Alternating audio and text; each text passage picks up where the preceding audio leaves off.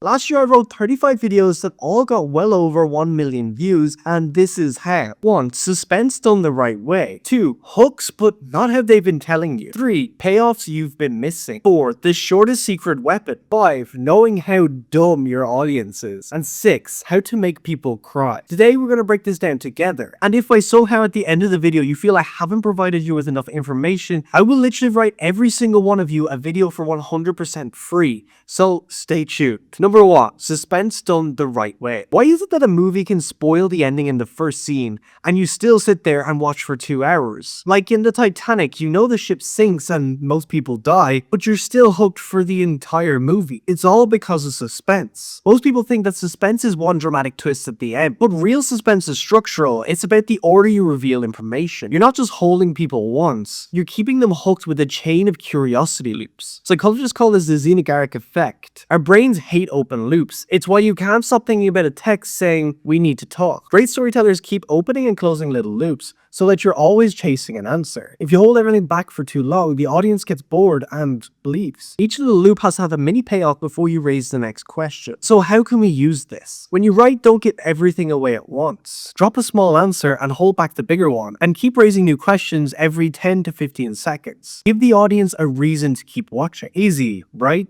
Well, none of that actually matters if you can't master 2. Hooks but not how they've been telling you. So to start, I have a question for you. If 10 people were given the exact same story to tell, why did the audience only want to listen to one of it? It's not that the story changed, it's the way it was told. All of the others opened in the same boring way because it felt fresh, human, and unexpected. Because generic hooks kill your video. Did you know, or you won't believe, sounds like every other creator. A real hook stops people because it feels strange or impossible to ignore. This is called a pattern interrupt. Our brains filter out anything familiar, but when something breaks the pattern, a contradiction, a paradox, or something we've never seen phrased that way before, we snap back to attention. Different for the sake of being weird doesn't work. If the story doesn't deliver, your hook feels like clickbait. It's so easy to say, but how is it done? Write your hook and then ask yourself, would 100 people start their video the exact same way? If the answer is yes, then scrap it. Instead, try opening with a conflict, a bizarre image, or a question that feels like gossip, something you feel like you're not supposed to know. Like a secret. Exactly like what I'm going to say next. 3. Payoffs you didn't know you were missing. And this is what I mean for the hooks. You know when your friend says you won't believe this and the story's awful? Well, what if that's how people feel about yours? There's actually a simple change you can make, and it can be explained by looking at YouTube video data. Consistently, the biggest drop-off point in YouTube videos is in the last few minutes, because creators set up curiosity and the viewers feel let down. The golden rule is that the best endings feel inevitable in hindsight, but surprising in the moment. If your payoff's too predictable, it feels flat. Too random, and it feels fake. You need both logic and surprise. And it's actually quite simple to master. Before you post, look at your beginning and ask yourself this question. Does my ending actually answer this? Then make sure your ending has one decisive piece of evidence or a memorable twist that ties it all together. Don't leave your audience looking in the comments for answers. 4. The shortest secret weapon. If you think your content is too short,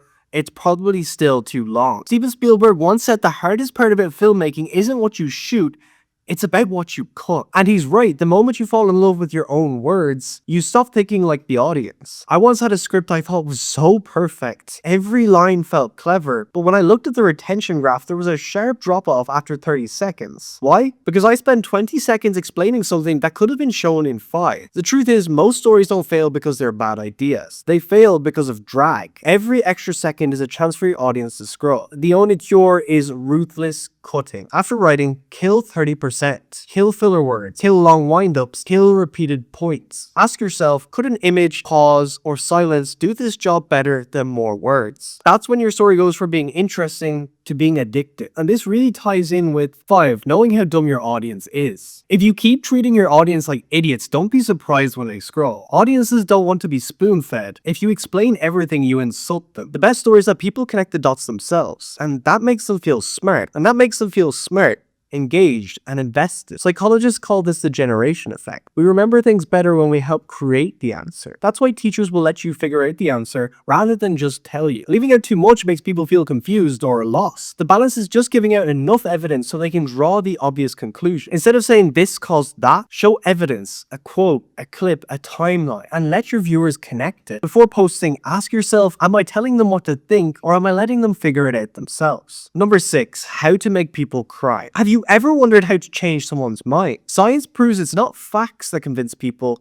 it's emotion. Facts build credibility, but they don't move people. Emotion connects, but on its own it feels manipulative. When you put them together, your story becomes unforgettable. Neuroscience shows something fascinating. When people lose a part of their brain that processes emotion, they can still under facts perfectly fine, but they can't make decisions. That's proof that logic alone isn't enough. We need emotion to actually act on information. So simply for every fact, add a feeling. If you give a number, show what it costs. If you share a timeline, explain how it felt. If you make a claim, show the human consequence. Alternate between details that prove and details that move. If you feel like you didn't get enough from this video, there's a link in the description, fill it out, and if you're one of the first 100, I will literally write you a viral video. I can't guarantee it will go viral, but we're gonna do our best. So remember, it's 100% free. Till next time.